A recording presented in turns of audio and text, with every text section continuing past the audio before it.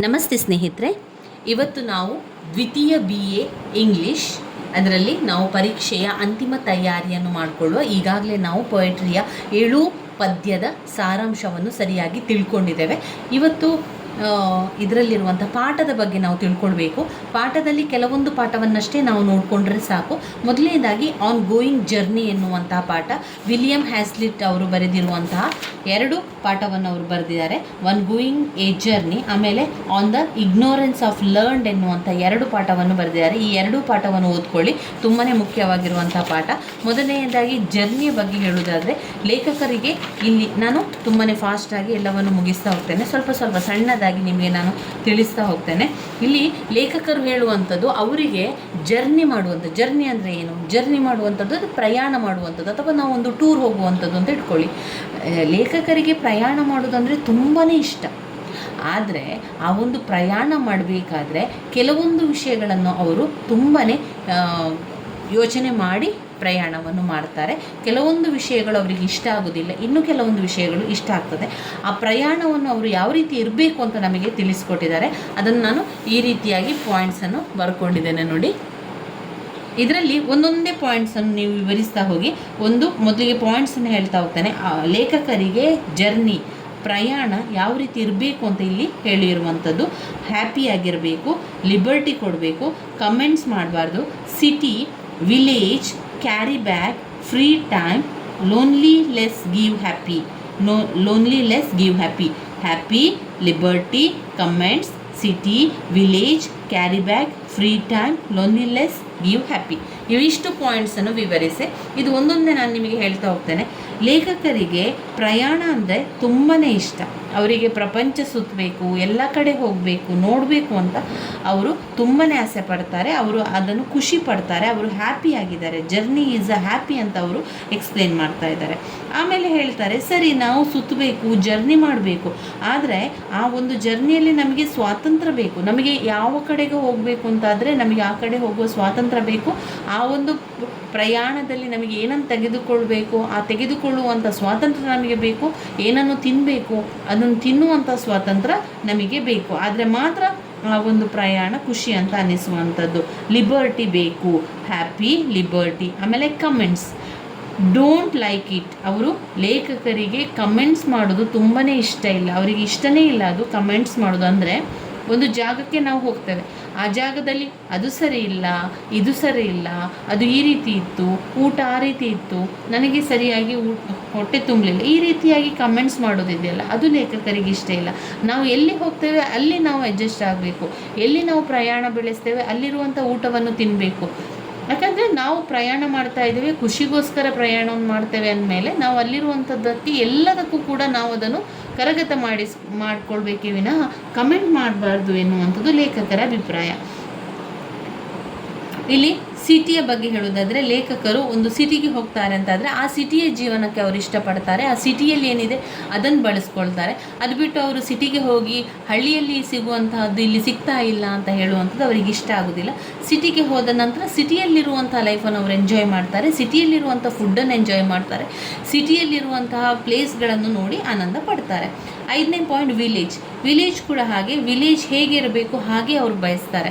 ಒಂದು ವಿಲೇಜಲ್ಲಿ AC ಇಲ್ಲ, ಆ ಫೆಸಿಲಿಟಿ ಇಲ್ಲ, ಈ ಫೆಸಿಲಿಟಿ ಇಲ್ಲ ಅಂತ ನಾವು ಹೇಳೋದು. ಯಾಕಂದರೆ ಅದು ವಿಲೇಜ್.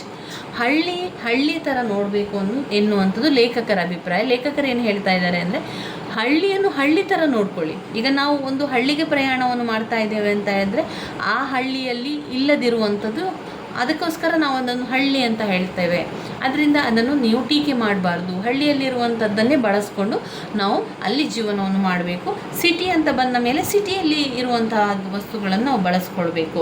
ಇನ್ನು ಕ್ಯಾರಿ ಬ್ಯಾಗ್, ಲೇಖಕರು ಹೇಳುವಂಥದ್ದು ತುಂಬ ಕ್ಯಾರಿ ಬ್ಯಾಗನ್ನು ತೆಗೆದುಕೊಳ್ಳುವಂಥದ್ದು ಅವರಿಗೆ ಇಷ್ಟ ಇಲ್ಲ. ಯಾಕಂದರೆ ನಾವು ಎಲ್ಲಿ ಪ್ರಯಾಣ ಮಾಡಿದರೂ 4-5 ಬ್ಯಾಗುಗಳಿದ್ದರೆ ನಮಗೆ ಪ್ರತಿಯೊಂದು ಸಲ ಕೂಡ ನಡಿಬೇಕಾದ್ರೆ, ಯಾವ ಕಡೆ ಹೋಗಬೇಕಾದ್ರೆ ಆ ಲಗೇಜನ್ನು ತೆಗೆದುಕೊಂಡು ಹೋಗುವಂಥದ್ದೇ ದೊಡ್ಡ ತಲೆನೋವಾಗಿ ಬಿಡ್ತದೆ. ಅದರಿಂದ ಕ್ಯಾರಿ ಬ್ಯಾಗನ್ನು ಸ್ವಲ್ಪ ಸಣ್ಣದಾಗಿ ಮಾಡಿಕೊಂಡು ನಮಗೆ ಸುಲಭವಾಗಿ ತೆಗೆದುಕೊಂಡು ಹೋಗುವಂತೆ ಇರಬೇಕು.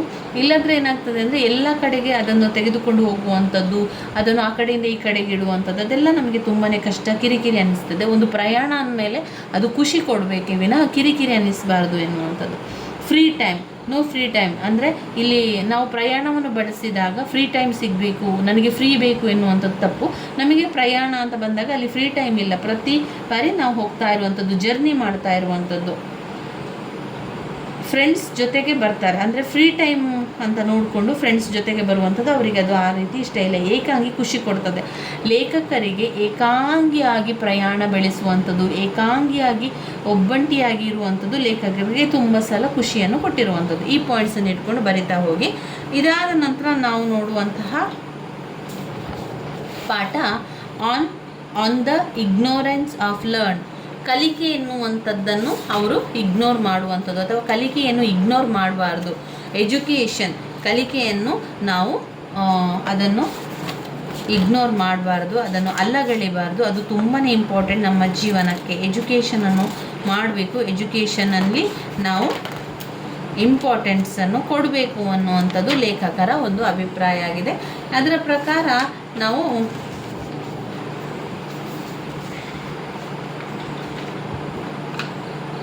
ಇಲ್ಲಿ ನೋಡಿ, ನಾನು ಬರೆದಿರುವಂತಹ ಸಮ್ಮರಿಯನ್ನು ನೋಡ್ಕೊಳ್ಳಿ. ಇಲ್ಲಿ ಇದು ಆನ್ ದ ಇಗ್ನೋರೆನ್ಸ್ ಆಫ್ ಲರ್ನ್ಡಲ್ಲಿ ನಾವು ಯಾವತ್ತೂ ಆ ಒಂದು ಎಜುಕೇಷನನ್ನು ಇಗ್ನೋರ್ ಮಾಡಬಾರ್ದು, ನಾವು ಅದರ ಕಡೆಗೆ ಗಮನವನ್ನು ಕೊಡಬೇಕು. ಅದು ನಮಗೆ ಮುಂದಿನ ಜೀವನಕ್ಕೆ ತುಂಬಾ ಸಹಾಯಕವಾಗುವಂಥದ್ದು. ಇಲ್ಲಿ ಅವರು ಪಾಯಿಂಟ್ಸ್ ರೀತಿಯಲ್ಲಿ ನೋಡುವಂಥದ್ದು. The book worm borrow of sense learning is a knowledge mere scholars who know nothing but books. ಇಲ್ಲಿ ನೋಡಿ, ಇಲ್ಲೆಲ್ಲ ನಾನು ಪಾಯಿಂಟ್ಸ್ ಮಾಡಿ ಹಾಕಿರುವಂಥದ್ದು. ನಾನು ಸಣ್ಣದಾಗಿ ನಿಮಗೆ ಹೇಳ್ತಾ ಹೋಗ್ತೇನೆ. ಒಂದು ಕಲಿಕೆ ಎನ್ನುವಂಥದ್ದು ಯಾವ ರೀತಿ ಇರಬೇಕು ಅಂದರೆ, ನಮಗೆ ಜೀವನಕ್ಕೆ ಅದು ಸಹಾಯಕವಾಗಿ ಇರಬೇಕು, ಅಥವಾ ನಮಗೆ ಒಂದು ಜೀವನದಲ್ಲಿ ನಾವೊಂದು ಕಲ್ತಿದ್ದೇವೆ, ನಮಗೊಂದು ನಾಲೆಜ್ ಇದೆ ಎನ್ನುವಂಥದ್ದು ಅರ್ಥ ಆಗಲಿಕ್ಕೆ ನಾವು ಕಲಿಯುವಿಕೆಯನ್ನು ಇಗ್ನೋರ್ ಮಾಡಬಾರ್ದು. ಕಲಿಯುವಿಕೆ ಎನ್ನುವಂಥದ್ದು ಪುಸ್ತಕದ ಹುಳು ಆಗಬಾರ್ದು. ಬುಕ್ ವಾರ್ಮ್ ಅಂತ ಹೇಳುವಂಥದ್ದನ್ನು ನೀವು ಕೇಳಿರ್ತೀರಲ್ವ.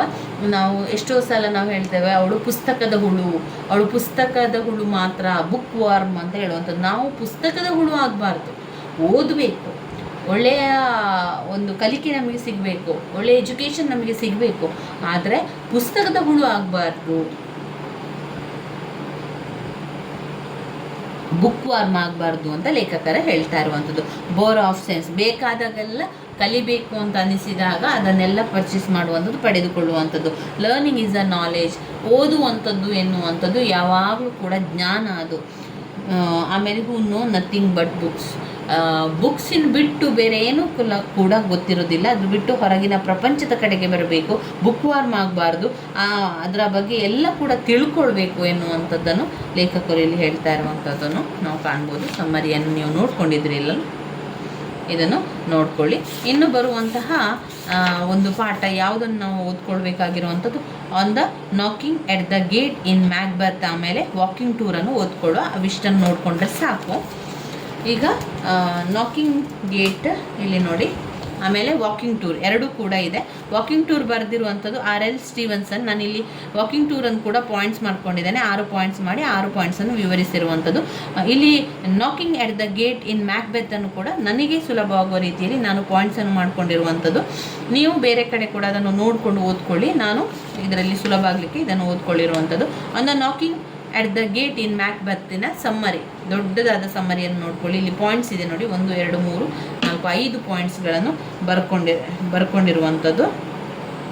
ಅದರಲ್ಲಿ 2 ಸೆನ್ಸ್ ಬರ್ತದೆ ಆ ಒಂದು on the knocking at the gate in Macbeth ಎನ್ನುವಂತಹ ಪಾಠದಲ್ಲಿ. ಒಂದು ಮರ್ಡರ್ ಸೆನ್ಸ್ ಬರ್ತದೆ ಮತ್ತು ಪೋರ್ಟರ್ ಸೆನ್ಸ್ 2 ಬರುವಂಥದ್ದು. Lady Macbeth challenge Macbeth manhood. Lady Macbeth challenge ಮಾಡುವಂಥದ್ದು ಇಲ್ಲಿ ನಾವು ಕಾಣ್ಬೋದು. ಇಲ್ಲಿ ಮುಖ್ಯವಾಗಿ ಅವರು ಹೇಳುವಂತೆ on the knocking at the gate in the Macbeth Thomas de Quincey ಎಂದು ಅವರು ಇಲ್ಲಿ ಬರೆದಿರುವಂಥದ್ದು. ಪಾಯಿಂಟ್ಸ್ ನೋಡಿ, ಮ್ಯಾಕ್ಬೆತ್ ಅಂದರೆ ಯಾರು? ಅವರು ಲೇಡಿ ಮ್ಯಾಕ್ಬೆತ್. ಮರ್ಡರ್ ಆಗಿರುವಂಥದ್ದು ರಾಜ ಡಂಕರ್ ಮರ್ಡರ್ ಆಗಿರುವಂತಹ ವ್ಯಕ್ತಿ. ಯಾರು ಮಾಡಿದ್ದಾರೆ? ಮ್ಯಾಕ್ಬೆತ್ ಮತ್ತು ಲೇಡಿ ಮ್ಯಾಕ್ಬೆತ್ ಸೇರಿ ಮರ್ಡರ್ ಮಾಡಿದ್ದಾರೆ ಇಲ್ಲಿ ರಾಜ ಡಂಕನ್ನನ್ನು. ನಾಕಿಂಗ್ ಎಟ್ ದ ಗೇಟನ್ನು ನಾಕ್ ಮಾಡ್ತಾ ಇದ್ದಾರೆ. ಗೇಟನ್ನು ನಾಕ್ ಮಾಡ್ತಾ ಇದ್ದಾರೆ. ಯಾಕೆ ನಾಕ್ ಮಾಡ್ತಾ ಇದ್ದಾರೆ ಅಂತ ಹೇಳಿದರೆ, ಅಲ್ಲಿ ಒಂದು ಮರ್ಡರ್ ಆಗಿರುತ್ತದೆ. ಅವಳು ಆತ್ಮಹತ್ಯೆಯನ್ನು ನಂತರ ಮಾಡ್ತಾಳೆ. ಯಾರು ಮಾಡಿಸಿರುವಂಥದ್ದು? ಮ್ಯಾಕ್ಬೆತ್ ಮತ್ತು ಲೇಡಿ ಮ್ಯಾಕ್ಬೆತ್ ಸೇರಿ ಮಾಡಿರುವಂಥದ್ದು. ನಂತರ ಅವಳು ಆತ್ಮಹತ್ಯೆ ಮಾಡ್ತಾಳೆ, ಸುಸೈಡ್ ಮಾಡ್ತಾಳೆ. ಇಲ್ಲಿ ಈಗ ವೀಕ್ಷಕರಿಗೆ ಬೇಸರ ಉಂಟಾಗ್ತದೆ ಆ ಒಂದು ಸೀನನ್ನು ನೋಡಿದಾಗ. ಅಲ್ಲಿ ಅವರು ಪಶ್ಚಾತ್ತಾಪವನ್ನು ಕೂಡ ಪಡ್ತಾರೆ. ಮ್ಯಾಕ್ಬೆತ್ ಪಶ್ಚಾತ್ತಾಪವನ್ನು ಕೂಡ ಪಡ್ತಾನೆ. Knocking at the gate, turning point. Knocking at the gate ಅಂದರೆ ಅಲ್ಲಿ ಒಂದು ಮರ್ಡರ್ ಆಗಿರುವಂತಹ ಸತ್ತ ಇದು ಆತ್ಮ ಬಂದಿದೆ, ಅಥವಾ ಅಲ್ಲಿ ಆತ್ಮ ಬಂದು ನಂತರ ನಾಕಿಂಗ್ ಎಟ್ ದ ಗೇಟ್ ಅನ್ನು ಮಾಡಿದೆ ಎನ್ನುವಂಥದ್ದನ್ನು ಇರುವಂಥದ್ದು. ಇದರ ಒಂದು ಸಂಪೂರ್ಣವಾದ ವಿಶ್ಲೇಷಣೆ ನಾನಿಲ್ಲಿ ಹೇಳ್ತಾ ಇಲ್ಲ. ಇಲ್ಲಿ ಸ್ವಲ್ಪ ನಿಮಗೆ ಒಂದು ಎಲ್ಲಿಯಾದರೂ ಆಪ್ಷನ್ ಬೇರೆ ಕ್ವಶನ್ನೇ ಗೊತ್ತಿಲ್ಲದಿದ್ದಾಗ ಇದೊಂದು ಗೊತ್ತಿರಲಿ ಎನ್ನುವಂಥದ್ದು ಪಾಯಿಂಟ್ಸ್ ಹೇಳುವಂಥದ್ದು. ಇನ್ನು ವಾಕಿಂಗ್ ಟೂರ್, R.L. ಸ್ಟೀವನ್ಸನ್ ಬರೆದಿರುವಂಥ ವಾಕಿಂಗ್ ಟೂರ್ ಅಂದರೆ ನಡೆಯುವಂಥ ಒಂದು ಟೂರನ್ನು ಅವ್ರು ಹೇಳ್ತಾರೆ. ಆ ಒಂದು ನಡಿವಿಕೆ ಹೇಗಿರಬೇಕು ಅಂತ ಕೇಳಿದಾಗ, walking enjoyment, walking rules, boring ಮತ್ತು paining, walking boring in start, walking with peace mind, long walk, short walk, walk during night.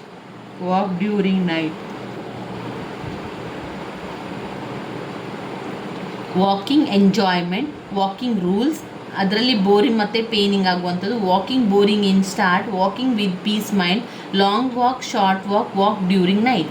Walk tour R.L. Stevenson ಅವರು ಬರೆದಿರುವಂತಹ ಈ ಒಂದು ವಾಕಿಂಗ್ ಟೂರನ್ನು ಈ ಪಾಯಿಂಟ್ಸನ್ನು ತಗೊಳ್ಳಿ. ಇಲ್ಲಿ ಲೇಖಕರು ವಿವರಿಸುವಂಥದ್ದು ಇಷ್ಟೇ. ನಡಿಗೆ ಎನ್ನುವಂಥದ್ದು ಖುಷಿ ಕೊಡಬೇಕು, ಎಂಜಾಯ್ಮೆಂಟ್ ಆಗಬೇಕು, ಹ್ಯಾಪಿಯನ್ನು ಕೊಡಬೇಕು. ಯಾವುದು ನಮಗೆ ವಾಕಿಂಗ್ ಎನ್ನುವಂಥದ್ದು ಹ್ಯಾಪಿ ಕೊಡಬೇಕು. ಅದಾದಮೇಲೆ ವಾಕಿಂಗ್ ಎನ್ನುವಂಥದ್ದಕ್ಕೆ ರೂಲ್ಸ್ ಇದೆ. ಅದು ಆ ಒಂದು ವಾಕಿಂಗ್ ಸಂಜೆ ಹೊತ್ತಲ್ಲಿ ಅಥವಾ ರಾತ್ರಿ ಹೊತ್ತಿನಲ್ಲಿ ಮಾಡಿರುವಂತಹ ವಾಕಿಂಗ್ ಅದು ನಮಗೆ ಬೋರ್ ಆಗಬಾರ್ದು, ಹಾಗೆ ಅದು ನಮಗೆ ಪೇನ್ ಕೂಡ ಕೊಡಬಾರ್ದು. ಅಷ್ಟು ನಿಧಾನದಲ್ಲಿ ಆರಾಮದಲ್ಲಿ ಹೋಗಬೇಕು, ಪೇನ್ ಕೊಡಬಾರ್ದು, ಬೋರ್ ಕೂಡ ಆಗಬಾರ್ದು. ವಾಕಿಂಗ್ ಬೋರಿಂಗ್ ಇನ್ ಸ್ಟಾರ್ಟ್, ಈಗ ನಾವು ವಾಕ್ ಮಾಡ್ತಾ ಇದ್ದೇವೆ ಅಂತಾದರೆ ಅದು ಆರಂಭದಲ್ಲಿ ನಮಗೆ ಅದು ಬೋರ್ ಅಂತ ಅನ್ನಿಸ್ತದೆ, ಮತ್ತೆ ಅದೊಂದು ರೀತಿಯ ಹವ್ಯಾಸ ಆಗಿಬಿಡ್ತದೆ. ವಾಕಿಂಗ್ ವಿತ್ ಪೀಸ್ ಮೈಂಡ್, ನಾವೀಗ ಒಂದು ವಾಕ್ ಮಾಡ್ತಾ ಇದ್ದೇವೆ ಅಂದರೆ ಒಳ್ಳೆಯ ಮನಸ್ಸಿನಿಂದ, ಪೀಸ್ ಮೈಂಡಿಂದ ನಾವು ವಾಕ್ ಮಾಡ್ತಾ ಹೋಗಬೇಕೇ ವಿನ ನಮ್ಮ ಯಾವುದೇ ರೀತಿಯ ಜಂಜಾಟದಿಂದ, ಜಿಗುಪ್ಸೆಯಿಂದ, ಕೋಪದಿಂದ ವಾಕ್ ಮಾಡಿದರೆ ಏನೂ ಪ್ರಯೋಜನ ಇಲ್ಲ. ಲಾಂಗ್ ವಾಕ್ ಮಾಡುವಂಥದ್ದು ಮತ್ತು ಶಾರ್ಟ್ ವಾಕ್ ಮಾಡುವಂಥದ್ದು. ಲಾಂಗ್ ವಾಕ್ ತುಂಬ ದೂರದ ಕಡೆಗೆ ಹೋಗುವಂಥದ್ದು, ಶಾರ್ಟ್ ವಾಕ್ ಅಂದರೆ ಸ್ವಲ್ಪ ಹತ್ತಿರದ ಕಡೆಗೆ ವಾಕ್ ಮಾಡುವಂಥದ್ದು. ಇನ್ ವಾಕ್ ಡ್ಯೂರಿಂಗ್ ನೈಟ್, ವಾಕ್ ಮಾಡುವಂಥದ್ದು ತುಂಬ ಜನ ಮಾಡ್ತಾರೆ. ಈಗ ವಾಕ್ ಮಾಡುವಂಥದ್ದು ನೈಟಲ್ಲಿ, ಈಗ ಒಂದು ಆಹಾರವನ್ನು ಸ್ವೀಕರಿಸಿದ ನಂತರ ವಾಕಿಂಗ್ ಮಾಡುವಂಥದ್ದನ್ನು ಕಾಣ್ಬೋದು. ಇವಿಷ್ಟು ವಾಕಿಂಗ್ ಟೂರ್ ಮತ್ತು on the knocking at the gate in Macbeth ನಾಟಕದ ಒಂದು ಪಾಯಿಂಟ್ಸ್ಗಳಾಗಿದೆ. ಪಾಯಿಂಟ್ಸ್ಗಳನ್ನು ನಾನು ಈ ರೀತಿ ಮಾಡಿ ಓದ್ಕೊಂಡಿರುವಂಥದ್ದು. ನಿಮಗೆ ಯಾವ ರೀತಿ ಸುಲಭ ಅಂತ ಅನ್ನಿಸ್ತದೆ ಅದೇ ರೀತಿಯಲ್ಲಿ ಓದ್ಕೊಳ್ಳಿ. ಇಲ್ಲಿ ನಾನು ಈ ರೀತಿಯಾಗಿ ಓದ್ಕೊಂಡಿರುವಂಥದ್ದು. ಇವಿಷ್ಟು ಪಾಠವನ್ನು ನಾನು ಓದಿರುವಂಥದ್ದು.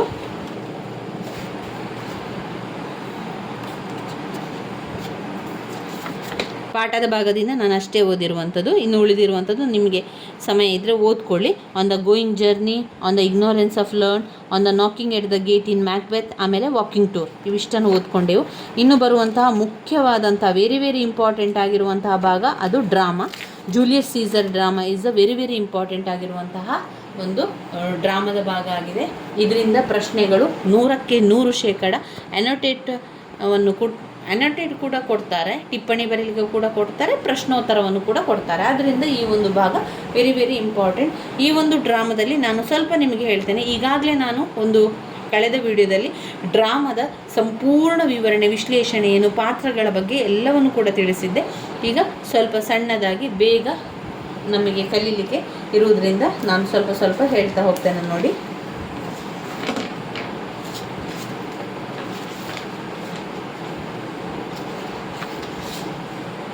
ನೋಡಿ, ಮೊದಲಿಗೆ ನೀವು ಈ ಒಂದು ಡ್ರಾಮಾದಲ್ಲಿ ಬರುವಂಥ ಪಾತ್ರಗಳನ್ನು ಬಾಯಿಪಾಠ ಮಾಡಿ ಕಲಿಬೇಕು ಸ್ನೇಹಿತರೆ.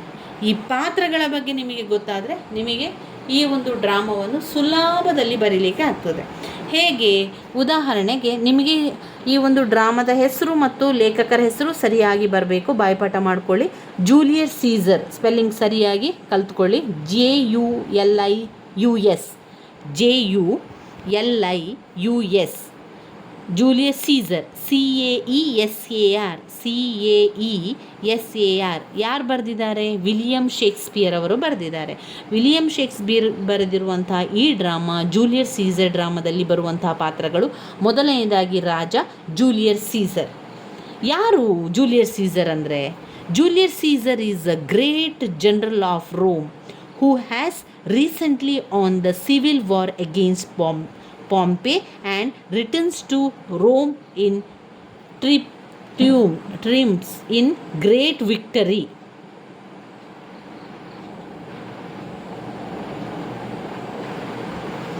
ಜೂಲಿಯಸ್ ಸೀಸರ್ ಒಬ್ಬ ರಾಜ, ಗ್ರೇಟ್ ರಾಜ. ಎಲ್ಲಿಯ ರಾಜ? ರೋಮ್ನ ಒಬ್ಬ ರಾಜ. ಅವನು ಈ ಒಂದು ಯುದ್ಧದಲ್ಲಿ ಗೆದ್ದು ಬರ್ತಾ ಇರ್ತಾನೆ. ವಾರ್ ಅಗೇನ್ಸ್ಟ್ ಪಾಂಪೆ ಅವರೊಂದಿಗೆ ಯುದ್ಧವನ್ನು ಮಾಡಿ ಯುದ್ಧವನ್ನು ಗೆದ್ದು ವಿಕ್ಟರಿಯನ್ನು, ಜಯವನ್ನು ಪಡೆದುಕೊಂಡು ಬರುವಂಥದ್ದು ಈ ಜೂಲಿಯಸ್ ಸೀಸರ್. ಮಾರ್ಕ್ ಆ್ಯಂಟೋನಿ ಅಂದರೆ ಯಾರು? ಮಾರ್ಕ್ ಆ್ಯಂಟೋನಿ ಅಂದರೆ ಜೂಲಿಯಸ್ ಸೀಸರ್ನ ಕ್ಲೋಸೆಸ್ಟ್ ಫ್ರೆಂಡ್.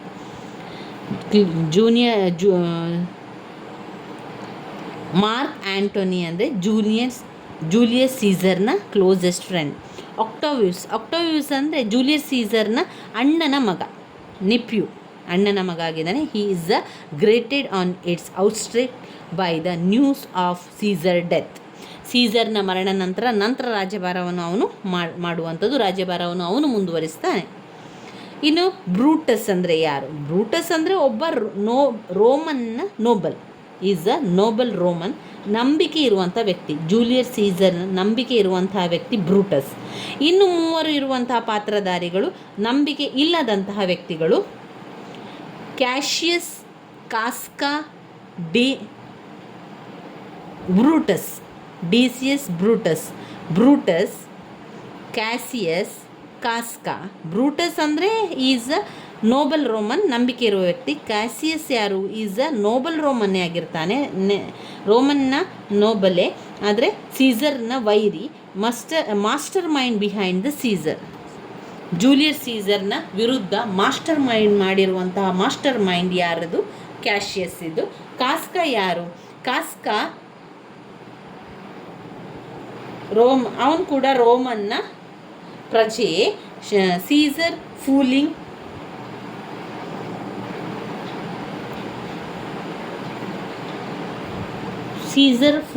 ಅತೃಪ್ತ ರೋಮನ್ ಆಗಿರುವಂಥದ್ದು. ಆಮೇಲೆ Brutus is one of the conspirator against Caesar. Soothsayer ಅಂದರೆ ಯಾರು? ಸೂತ್ಸೇಯರ್ ಅಂದರೆ ಜೋಯಿಷ ಅಂತ ನಾವು ಹೇಳ್ತೇವೆ. ಭವಿಷ್ಯವನ್ನು ನುಡಿಯುವಂಥವರು ಜೋಯಿಷಿಗಳು ಅಂತ ಹೇಳ್ತೇವೆ ನೋಡಿ. ಸೂತ್ಸೇಯರ್ ಹೇಳುವಂಥವರು, ಸತ್ಯವನ್ನು ಹೇಳುವಂಥವರು. ನಮ್ಮ ಒಂದು ಜಾತಕ ಅಥವಾ ನಾವು ಹುಟ್ಟಿದ ದಿನಾಂಕವನ್ನು ನೋಡಿಕೊಂಡು ನಾವು ಏನಾಗ್ತೇವೆ, ಹೇಗೆ ಏನೆಲ್ಲ ನಮಗೆ ಅವಕಾಶಗಳು ಬರ್ತದೆ, ಏನೆಲ್ಲ ತೊಂದರೆಗಳು ಉಂಟಾಗ್ತದೆ ಅದನ್ನೆಲ್ಲ ಹೇಳುವಂಥವರು ಅವರು ಸೂತ್ಸೇಯರ್, ಭವಿಷ್ಯಗಾರ. ಆಗ ಭವಿಷ್ಯಗಾರ ಹೇಳಿರ್ತಾನೆ ಯಾರಲ್ಲಿ? ಜೂಲಿಯಸ್ ಸೀಸರಲ್ಲಿ. ಅವನು ವಿಜಯಭಾರಿಯನ್ನು ಗಳಿಸಿದ ನಂತರ ಬಂದಂಥ ಸಂದರ್ಭಗಳಲ್ಲಿ ನೋಡು, ಜೂಲಿಯಸ್ ಸೀಸರ್ ಮೈ ಮರಿಬೇಡ. ಜೂಲಿಯಸ್ ಸೀಸರ್ ಹೇಳ್ತಾನೆ, 15ನೇ ಮಾರ್ಚ್ ದಿವಸ ನಿನಗೆ ಕಂಟಕ ಇದೆ, ನೀ ಆ ಕಂಟಕವನ್ನು ತಪ್ಪಿಸಬೇಕು ಅಂತ ಹೇಳಿದರೆ ನೀನು ಎಲ್ಲೂ ಹೊರಗಡೆ ಹೋಗಬಾರ್ದು, ನೀನು ಮನೆಯಲ್ಲಿದ್ದುಕೊಂಡು ಅವರ ಜೊತೆಗೆ ನೀನು ಇರಬೇಕು ಎನ್ನುವಂಥದ್ದನ್ನು ಹೇಳ್ತಾನೆ. ಅವರಿಗೆ ಒಂದು ರೀತಿಯ ಕ್ಲೂ ಸಿಕ್ಕಿರ್ತಾರೆ. ಸೂತ್ಸೇಯರಿಗೆ ಏನೋ ತೊಂದರೆ ಉಂಟಾಗ್ತದೆ, ಜೂಲಿಯಸ್ ಸೀಸರಿಗೆ ಪ್ರಾಣಹಾನಿ ಆಗ್ತದೆ ಅಂತ ಅವರಿಗೆ ಕಂಡಿರ್ತದೆ. ಅದು ಜೂಲಿಯಸ್ ಸೀಸರಿಗೆ ಹೇಳ್ತಾರೆ. ಅದಾದ ನಂತರ ಕಾಲ್ಪುರ್ನಿಯ ಅಂದರೆ ಸೀಸರ್ನ ವೈಫ್, ಜೂಲಿಯಸ್ ಸೀಸರ್ ಮೇನ್ ಹೀರೋನ ವೈಫ್ ಆಗಿರುವಂಥದ್ದು. ಆಮೇಲೆ Portia is a daughter of the Cato, wife is ಬ್ರೂಟಸ್ನ ಹೆಂಡತಿ ಪೋರ್ಟಿಯಾ. ಇವಿಷ್ಟು ಇದರಲ್ಲಿ ಬರುವಂತಹ ಪಾತ್ರಗಳಾಯಿತು ಅಲ್ವಾ? ಪಾತ್ರಗಳಾಯಿತು. ನಾನಿಲ್ಲಿ ಪಾಯಿಂಟ್ಸ್ ರೀತಿಯಲ್ಲಿ ಮಾಡಿರುವಂಥ ಸಮ್ಮರಿಯನ್ನು ಕೂಡ ನಿಮಗೆ ತೋರಿಸ್ತೇನೆ. ಇಲ್ಲಿ ನೋಡಿ, ಇಲ್ಲಿ ನಾನು ಮಾಡಿರುವಂಥ ಸಮ್ಮರಿ ಇದೆ ನೋಡಿ, ಪಾಯಿಂಟ್ಸ್ ರೀತಿಯಲ್ಲಿ ಮಾಡಿಕೊಂಡಿರುವಂಥದ್ದು. ಇದು ಹೀಗೆ ನೇರವಾಗಿ ಬರೆದಿರುವಂತಹ ಸಮ್ಮರಿ, ಇಂಗ್ಲೀಷ್ನಲ್ಲಿರುವ ಸಮ್ಮರಿ. 1, 2, 3, 4 ಪುಟದಷ್ಟು ನಾನು ಉತ್ತರವನ್ನು ಬರ್ಕೊಂಡಿದ್ದೇನೆ. ಅದಕ್ಕೆ ಒಮ್ಮೆ ನೀವು ಕೂಡ ನೋಡಿಕೊಳ್ಳಿ.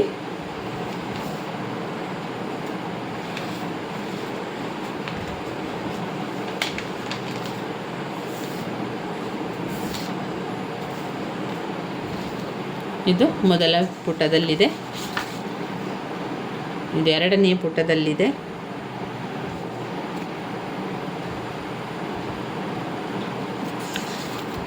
ಇದು ಮೂರನೇ ಪುಟ.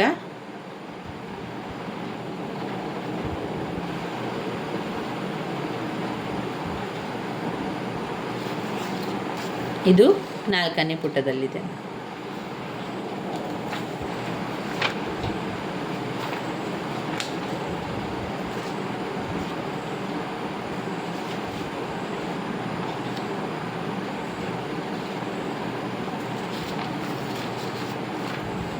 ಈ ಒಂದು ಪಾಯಿಂಟ್ಸ್ ರೀತಿಯಲ್ಲಿ ಮಾಡಿರುವಂಥ ಸಮ್ಮರಿಯನ್ನು ನೋಡ್ಕೊಳ್ಳಿ.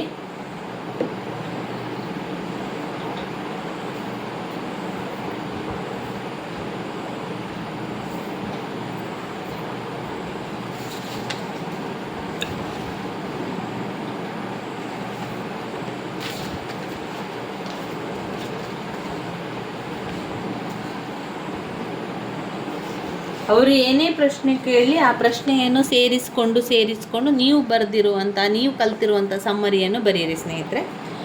ಇಲ್ಲಿ ನಾನು ಜೂಲಿಯಸ್ ಸೀಸರ್ ಡ್ರಾಮಾದ ಬಗ್ಗೆ ನಿಮಗೆ ನಾನು ಸ್ವಲ್ಪ ಹೇಳ್ತೇನೆ. Beware the ideas of March.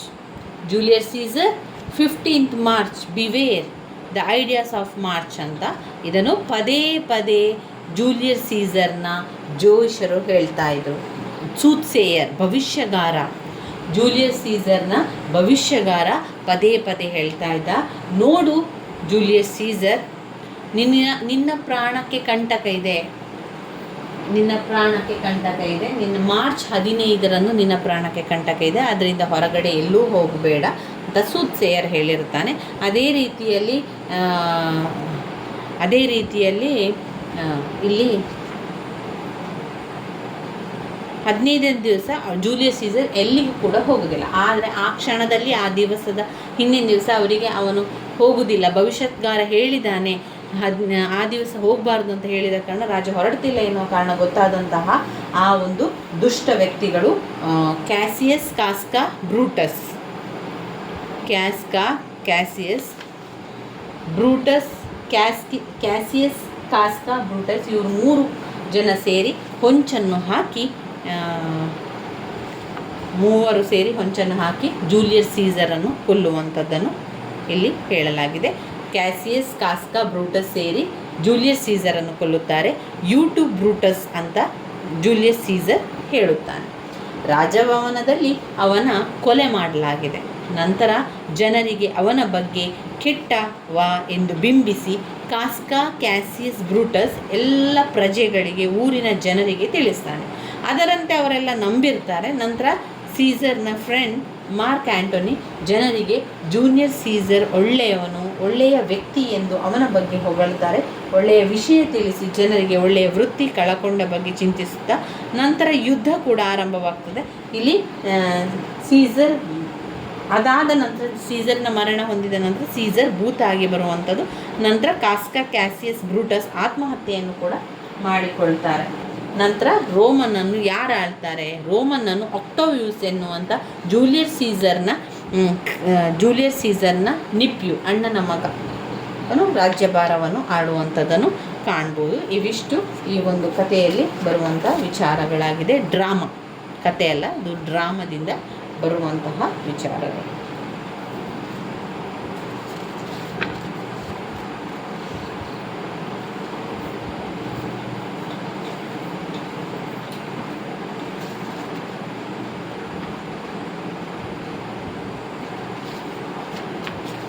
ತುಂಬಾ ಪ್ರಸಿದ್ಧಿಯನ್ನು ಹೊಂದಿರುವಂತಹ ಈ ಒಂದು ಡ್ರಾಮಾ ತುಂಬಾ ಪ್ರಸಿದ್ಧಿ ಹೊಂದಿದೆ. ಇವಿಷ್ಟು ಆಯಿತು ಅಂದ್ಕೊಂಡಿದ್ದೇನೆ. ಇನ್ನು ಡ್ರಾಮಾ ಆದ ಮೇಲೆ ಬರುವಂಥದ್ದು ಗ್ರಾಮರ್. ಈ ಗ್ರಾಮರ್ ಭಾಗದಲ್ಲಿ ನಾನು ನಿಮಗೆ ಒಂದು ಮುಖ್ಯವಾದಂತಹ ಗ್ರಾಮರ್ ಬಗ್ಗೆ ಹೇಳ್ತೇನೆ. ಅದುವೇ ಎಸ್ಸೆ ರೈಟಿಂಗ್. ಎಸ್ಸೆ ರೈಟಿಂಗಲ್ಲಿ 100ಕ್ಕೆ 100% ಪ್ರಶ್ನೆಗಳು ಬರ್ತದೆ. ಅದು 3 ಪ್ರಶ್ನೆಗಳಲ್ಲಿ ನಾವು ಒಂದು ಪ್ರಶ್ನೆಗೆ ಉತ್ತರವನ್ನು ಬರೀಬೇಕಾಗ್ತದೆ. ಯಾವ ರೀತಿ ಬಂದಿದೆ ಅಂತ ನಿಮಗೆ ನಾನೊಮ್ಮೆ ಪ್ರಶ್ನೆ ಪತ್ರಿಕೆಯನ್ನು ತೋರಿಸ್ತೇನೆ. ಹಳೆಯ ಪ್ರಶ್ನೆ ಪತ್ರಿಕೆಯಲ್ಲಿ ಯಾವ ರೀತಿ ಬಂದಿದೆ ಅಂತ ಗೊತ್ತಾದರೆ ನಿಮಗೆ ಒಂದು ರೀತಿಯ ಇಲ್ಲಿ ಯಾವ ರೀತಿ ಬರಿಬೇಕು ಎನ್ನುವಂಥ ಒಂದು ಐಡಿಯಾ ಕೂಡ ಸಿಗ್ತದೆ.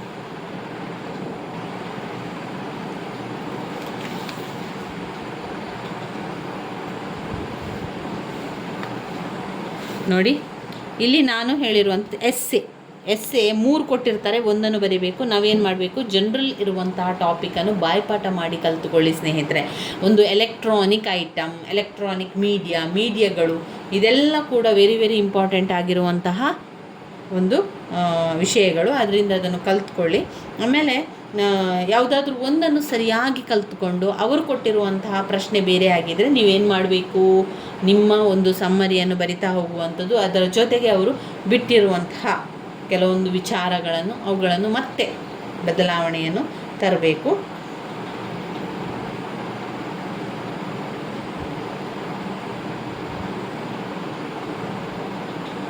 ನೋಡಿ 3 ಕೊಡ್ತಾರೆ. ಅದರಿಂದ ಜನರಲ್ ಟಾಪಿಕನ್ನು ಇದು ಕಲ್ತ್ರಾಯಿತು.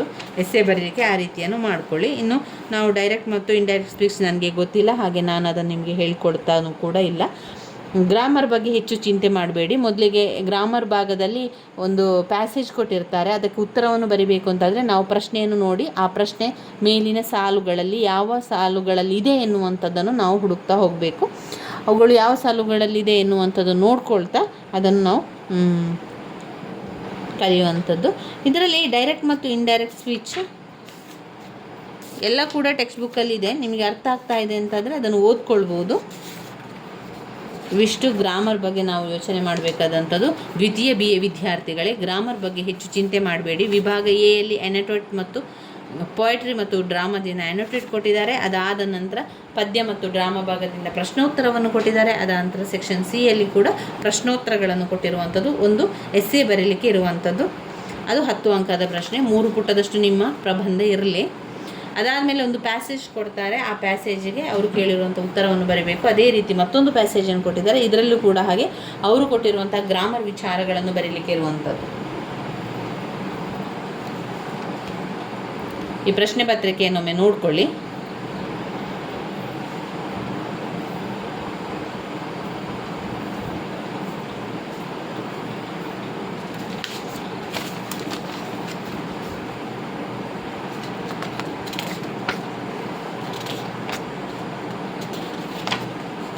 ಅವರು ಟೆಕ್ಸ್ಟ್ ಬುಕ್ಕಲ್ಲಿ ಗ್ರಾಮರ್ ಬೇಕಾದಷ್ಟು ಅದಕ್ಕೆ ಎಕ್ಸಾಂಪಲನ್ನು ಕೂಡ ಕೊಟ್ಟಿದ್ದಾರೆ.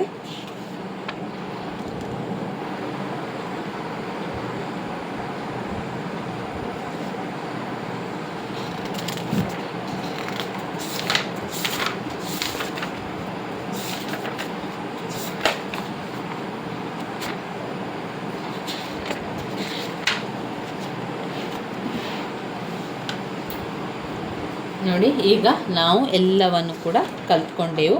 ಇಂಗ್ಲೀಷ್ ದ್ವಿತೀಯ BA ಇಂಗ್ಲೀಷ್ನವರಿಗೆ ನಾವು ಎಲ್ಲವನ್ನು ಕೂಡ ಸ್ವಲ್ಪ ತಿಳ್ಕೊಂಡಿದ್ದೇವೆ. ಎಷ್ಟು ಸಾಧ್ಯ ಆಯಿತು ನಾನು ನಿಮಗೆ ಅಷ್ಟನ್ನು ಹೇಳಿಕೊಟ್ಟಿದ್ದೇನೆ. ಇನ್ನೂ ಹೆಚ್ಚು ನಿಮಗೆ ಸಮಯ ಇದೆ, ಓದ್ಕೊಳ್ಬೋದು ಅಂತಾದರೆ ಇನ್ನೂ ಕೂಡ ಬೇರೆ ಕಡೆಯಿಂದ ನೋಡಿಕೊಂಡು ಓದ್ಕೊಳ್ಳಿ ಸ್ನೇಹಿತರೆ. ಅದರಲ್ಲಿ ನಾವು ಪದ್ಯ ಭಾಗವನ್ನು ಕೂಡ ಓದ್ಕೊಂಡಿದ್ದೇವೆ, ಪ್ರತ್ಯೇಕವಾಗಿ ಕೂಡ ಓದ್ಕೊಂಡಿದ್ದೇವೆ. ಅಲ್ಲದೆ ಎಲ್ಲವನ್ನು ಕೂಡ ಒಂದೇ ವಿಡಿಯೋದಲ್ಲಿ ಸಿಗುವ ರೀತಿ ಕೂಡ ನಾನು ಮಾಡಿದ್ದೇನೆ. ಅದು 7 ಪದ್ಯವನ್ನು ಎಲ್ಲವನ್ನು ಸೇರಿಸಿ ಒಂದೇ ವಿಡಿಯೋದಲ್ಲಿ ಹಾಕುವಂಥ ಆ ರೀತಿಯಾಗಿ ಓದ್ಕೊಂಡು ನಮಗೆ ಓದ್ತಾ ಮುಂದೆ ಹೋಗಲಿಕ್ಕೆ ಸುಲಭ ಆಗ್ತದೆ ಅನ್ನೋ ಕಾರಣದಿಂದಾಗಿ ಅದರಲ್ಲಿ ಎಲ್ಲವನ್ನು ಕೂಡ ಓದ್ಕೊಳ್ಬೇಕು ಪದ್ಯ ಭಾಗದಲ್ಲಿ. ಇನ್ನು ಪಾಠ ಅಂತ ಬಂದಾಗ ನಿಮಗೆ ಗೊತ್ತಿರುವಂತೆ ಅಥವಾ ನಿಮಗೆ ಅರ್ಥವಾದ ರೀತಿಯಲ್ಲಿ 4 ಪದ್ಯಗಳನ್ನು ಕಲ್ತ್ಕೊಳ್ಳಿ. 4 ಪದ್ಯದ ಬಗ್ಗೆ ನಿಮಗೆ ಗೊತ್ತಿರಲಿ. ಒಂದು ವೇಳೆ ಅದನ್ನು ಸ್ವಲ್ಪ ನೋಡ್ಕೊಳ್ಳುವಂಥದ್ದು ಆದರೆ ಆ ರೀತಿ ಕೂಡ ನೋಡ್ಕೊಳ್ಬೋದು.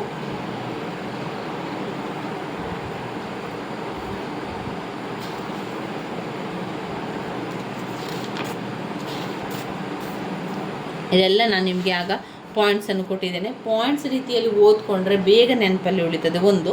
ಆಮೇಲೆ ಪಾಯಿಂಟ್ಸ್ ರೀತಿಯಲ್ಲಿ ಓದ್ಕೊಂಡಂತಹ ಪ್ರಶ್ನೆಯ ಉತ್ತರಗಳನ್ನು ಬೇಗ ಬರೀಲಿಕ್ಕೆ ಆಗ್ತದೆ. ಆ ಪಾಯಿಂಟ್ಸ್ಗಳನ್ನೆಲ್ಲ ಸ್ವಲ್ಪ ದೂರದಲ್ಲಿ ಬರೆದು ವಿವರಿಸುವಂಥದ್ದು. ಹಾಗೆ ಆ ಪಾಯಿಂಟ್ಸ್ ಕೊನೆಯಲ್ಲಿ ಅದಕ್ಕೆ ಸಂಬಂಧಪಟ್ಟಂತಹ ವಿಚಾರವನ್ನು ಬರಿತಾ ಹೋಗಿ ನೀವು.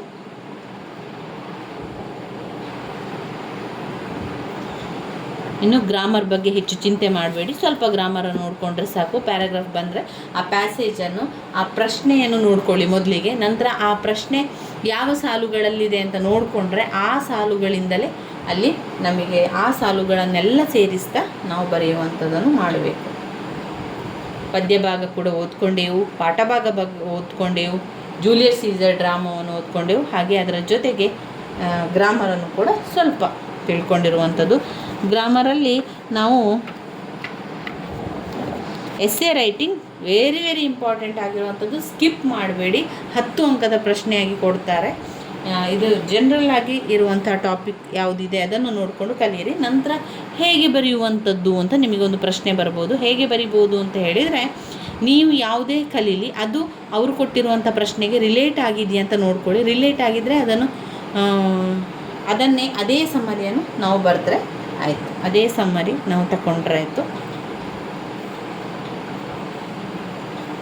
ಈ ರೀತಿಯಾಗಿ ಮಾಡ್ಕೊಳ್ಳಿ. ಎಸ್ಸೆಯನ್ನು ಒಂದು ಬರ್ಕೊಂಡು ಅಲ್ಲಿ ಅವರು ಯಾವ ಪ್ರಶ್ನೆ ಕೊಟ್ಟಿದ್ದಾರೆ ಆ ಒಂದು ಪ್ರಬಂಧವನ್ನು ನೀವು ಸೇರಿಸ್ತಾ ಬರೆಯುವಂಥದ್ದನ್ನು ಮಾಡಿ. ಇವಿಷ್ಟು ನಮ್ಮ ದ್ವಿತೀಯ BA ಇಂಗ್ಲೀಷ್ನವರಿಗೆ ಇರುವಂಥದ್ದು. ನನ್ನ ವೀಡಿಯೋಸ್ ಎಲ್ಲ ನಿಮಗೆ ಇಷ್ಟ ಆಗಿದ್ದರೆ ಲೈಕ್ ಕೊಡಿ, ಶೇರ್ ಮಾಡಿ, ಸಬ್ಸ್ಕ್ರೈಬ್ ಮಾಡಲಿಕ್ಕೆ ಮರಿಬೇಡಿ ಸ್ನೇಹಿತರೆ. ನಾನು ಸಮಯವನ್ನು ಹೊಂದಿಸಿಕೊಂಡು ಒಂದು ಸ್ವಲ್ಪ ಸಮಯದಲ್ಲಿ ನಿಮಗೆ ಒಂದು ತಲುಪಲಿ, ನಿಮಗೂ ಕೂಡ ಗೊತ್ತಾಗಲಿ, ಕಷ್ಟ ಆಗ್ತಾ ಇದ್ದವರಿಗೆ ಸುಲಭ ಆಗಲಿ ಎನ್ನುವಂಥ ನಿಟ್ಟಿನಲ್ಲಿ ಈ ಒಂದು ಪಾಠಗಳನ್ನೆಲ್ಲ ನಿಮಗೆ ಮಾಡ್ತಾ ಇರುವಂಥದ್ದು. ಚಿಂತೆ ಮಾಡಬೇಡಿ, ಎಲ್ಲವನ್ನು ಕೂಡ ನೀವು ಸ್ವಲ್ಪ ಆದರೂ ಕೂಡ ನಿಮಗೆ ಗೊತ್ತಿದ್ದರೆ ತುಂಬಾ ಒಳ್ಳೆಯದು. ಯಾವುದೇ ಪ್ರಶ್ನೆ ಬಂದರೂ ಕೂಡ ನಮಗಾಗ ಬರೀಲಿಕ್ಕೆ ಸಾಧ್ಯ ಆಗ್ತದೆ. ಧನ್ಯವಾದಗಳು.